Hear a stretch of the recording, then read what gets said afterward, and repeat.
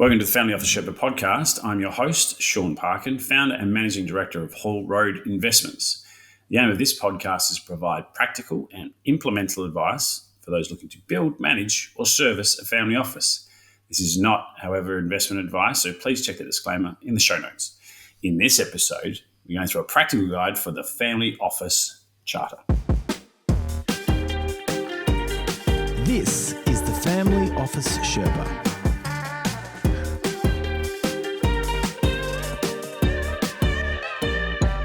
So, what is the Charter? Well, basically, it's a governance document that outlines the purpose of the family office. But this includes all aspects, not just the investments and operational components, which I've spoken to in the past. This is the office itself. Now, I've done enough of these to know that it requires thoughtful contemplation and can lead to what some might call uncomfortable or challenging conversations, but they're very necessary. So it's an incredibly important document. So when someone says to me, should I start a family office, or we're looking to start a family office, and I say, well, have you got a charter? And they say no, well, that's the first spot to start, because sometimes establishing a charter or putting together the charter itself can make people think, well, maybe we shouldn't have a family office, or maybe, reconfirming the need for one for this type of structure, because what it really does is it gives you a really good, clear purpose document. So I've done enough of these to know that, getting someone external to help with it is incredibly helpful. Doing it yourself can be sometimes a bit of a challenge. So what I'm going to do in this episode, I'm going to go through the broad components which may be helpful for those looking to review or start afresh and create a purpose document. However, like with all things, there's no template here that can be really specific to you. This is a good argument for having an outside specialist which can actually listen to you and articulate it and get it all written down. As I said, I often do a family office chart as part of the initial engagement, and it's because it sits within Whole Road's investment governance mandate, basically. So like a lot of things in the family office, the charter is totally up to you, but to be an effective document, it needs to be meaningful and practical and a living document. So here, as a guide, so what we're going to do, there's 12 main components thereabouts that need to be detailed in this document. So stick with me, but I'm going to be brief on each one. Right. So starting at the start, an introduction. So what is the purpose? Just be clear on its objective. Really be clear on, so if someone picks up this document, they understand what it's for. Really from the introduction point. Number 2 is the mission statement. So the mission statement focuses on the family office's present purpose and the specific goals it aims to achieve for the family. So it answers questions like, why does this family office exist? And what are its core responsibilities? So that's mission statement. Next one is vision statement. Now, the vision statement, on the other hand, looks to the future, as you can probably state, from vision, and outlines the family's long-term aspirations. It serves as kind of like a guidepost for where the family wants to be, what the legacy they want the family office to support. It answers questions like, what does success look like in 10, 20, 50 years? And what is the ultimate impact of this family office, right? And also what this allows in this vision statement is there's components in there when we do start to see sub versions of these. Like if there's a group within the family office or the family that starts their own or establishes their own, they can start to talk about that as well. But these vision statements is incredibly helpful for that. Next one is values. And values are, again, very specific to the office. You can have really deep detail here, or you can have very broad concept, or you might not have it at all. So values can make things like integrity. Conduct all activities with transparency, trust. It might be stewardship, collaboration, to foster family unity or something similar to that. The values might be around sustainability. We are starting to see that come into the charter as well. And then this is a good place for these, as well as like philanthropy. So to actively support causes maybe that align with the family's values and beliefs. These can all be put in here. So this is really good. This is a really helpful place to put it. We're not looking for deep detail here. We're just looking to lay everything out. The next one being objectives. So what are the objectives of the office, basically. So that, you can go, again, really deep in the weeds, or you can have one single line. I've seen things like practical ones, like provide tax effective wealth structuring, estate planning to preserve and grow the family wealth for current and future generations is a good one, because, again, that goes to that purpose and that vision and mission statement. Facilitate family governance, decision-making and conflict resolution, which is a really good use case for the family office structure, because it does create that governance structure, that decision-making structure. Okay, the next one, governance structure. So they lay it out here. This is where you detail sort of the governance structure. So usually there's a family council, a family board, and the investment committee, and then the components around sort of the human resourcing. So the CEO and the manager, basically. So what we do, so we start at the start there. So we're going to say family council. What's the purpose of family council? Which it can be, it's a group of family members responsible for high-level decision-making, and they're the ones that ensure alignment with the family office's mission, vision, and values. So that's that family council. What are the roles and responsibility of that council? Things like to define the strategic vision, approve long-term goals and investment strategy, very high-level stuff. And then you really want to lay out how often they should meet. So meetings might be quarterly, and then give the reason for each of those meetings, like to review the strategic decisions and ensure alignment. So again, this is governance. This is this consistent, continuous governance structure, which we're talking about here. The next one I mentioned was the family board. What's the purpose of the family board?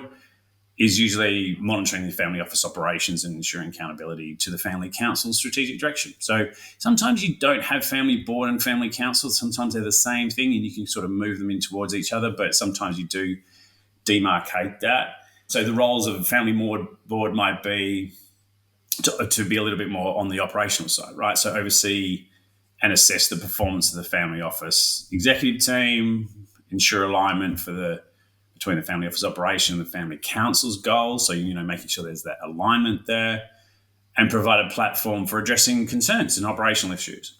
They also create this intermediary between the family council, so the family members, and the family office CEO or manager, the more executive style roles within there. So it creates an intermediary there. They also review and approve sort of major policy changes or updates to this charter that wouldn't go to the family council. The composition of that family board may consist of family members and external advisors. So you're trying to get a balance there, having some external people as opposed to the family council, which has very rarely got family external people in it. The meetings tend to be, again, you just got to lay out the meetings. They tend to be a little bit less, so biannual or something like that. The next one being, we're still on the governance piece here, so the investment committee. So the investment committee has a purpose, which is of family members and trusted advisors, or whoever that might be. So what's the purpose of them? For defining and reviewing the investment strategy. So define the roles and responsibilities. They might be define the asset allocation strategy, sometimes, and sometimes that's up to the investment manager. They oversee and monitor the investment performance, which is incredibly important in terms of the external and internal investment teams, and they ensure alignment with the family values. So again, we're going up here, which means that we sort of, again, this governance structure has to be aligned through all the sort of major components. And the investment committee meetings, sometimes they're quarterly. When they get to sort of fully invested or their business as usual kind of meetings, it tends to be quarterly. My engagement tends to be monthly, but mine's more on an advice level. So my monthly meetings tend to be monthly because it's not the same cadence all the time as the investment committee, but it's just this trying to make sure that a month is a fairly long time. A quarter is a long time, especially when markets are dynamic. So I think, it's up to you, but I would say a month to quarterly there. And then the last one being sort of the executive. This is the governance piece still. The family office chief executive officer or general manager or whatever that looks like. So the purpose of this individual tends to be responsible for the day-to-day operations of the family office. So you're getting a CEO. Not everyone has a CEO, as we've mentioned previously. Family offices tend to be relatively flat structure. They tend to be not highly resourced. And you don't tend to always have a CEO. You might have a person that takes on quite a number of these C-suite type of roles. But ultimately, you still have to give responsibilities to someone outside of the family if you're going to have a family office, if you want to maintain this good governance structure. Right. So the seventh sort of point that we sort of make within, so that's the governance piece, and we're moving on to the next one, which is around the services. So you're really laying out here what the services provided by the family office. So usually we have wealth management, administration, family services, risk management. So if we look at wealth management, you can sort of detail what that wealth management service looks like. It's different for everybody. It might have tax planning and compliance. It might have asset allocation, investment management. Often it has estate and succession planning.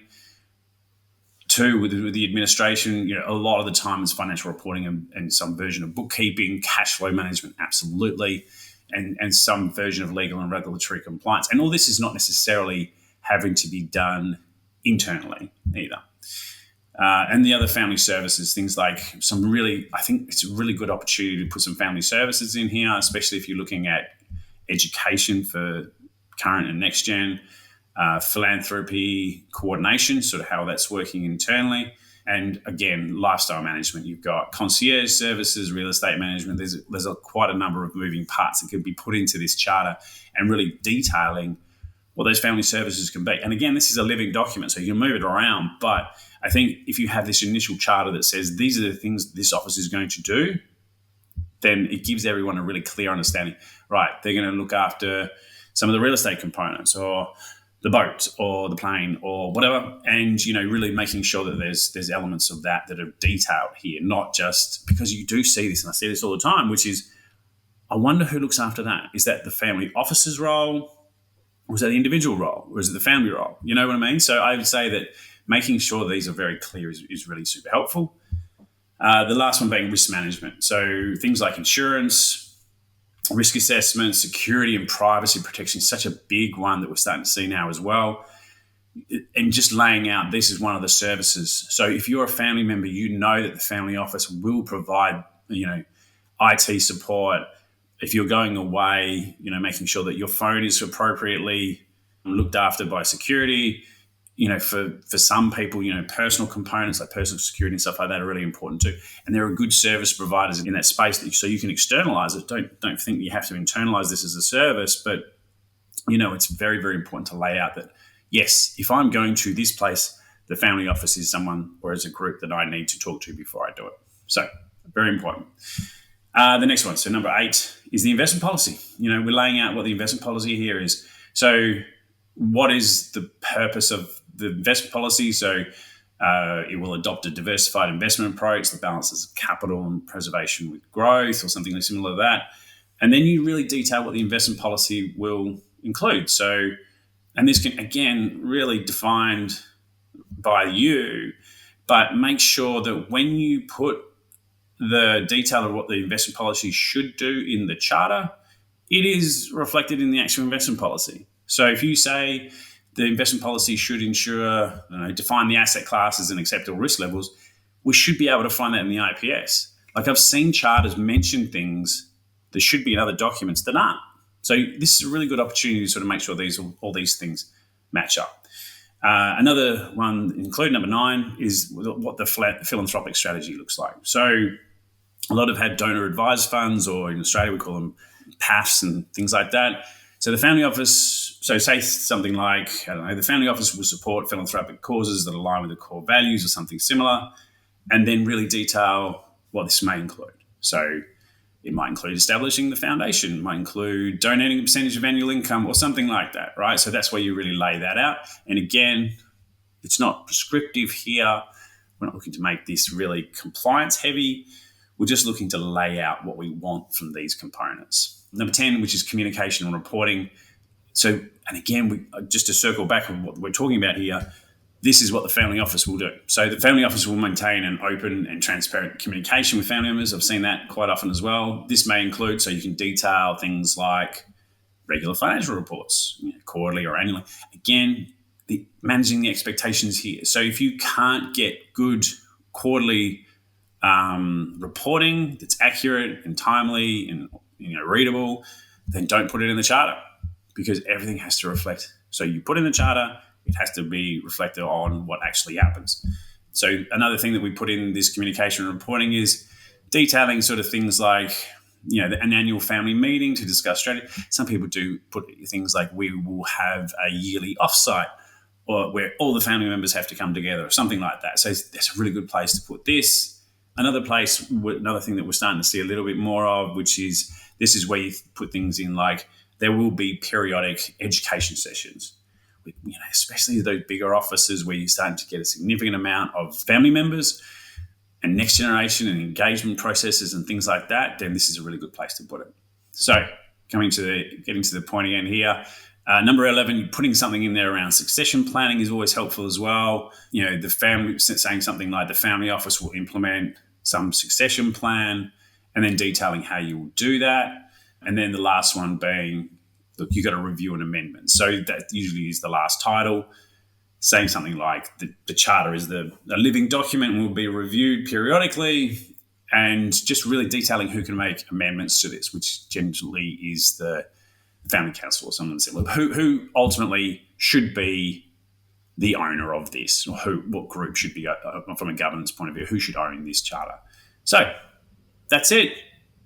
I do have a template, but I don't tend to send it to people. But look, if you're a family and you're looking to establish this and you're interested in having an understanding of how I go through it, or if you'd like to engage Hallroad to assist you, then please let me know. Just email me, Shaun, so SHAUN, at hallroad, HALLROAD.com.au, and I'm happy to help. So that's it for this episode. Hope if it was of interest. If it was, make sure you click the little alert. If you can put a rating on it, that'd be awesome. Until next time, thanks again.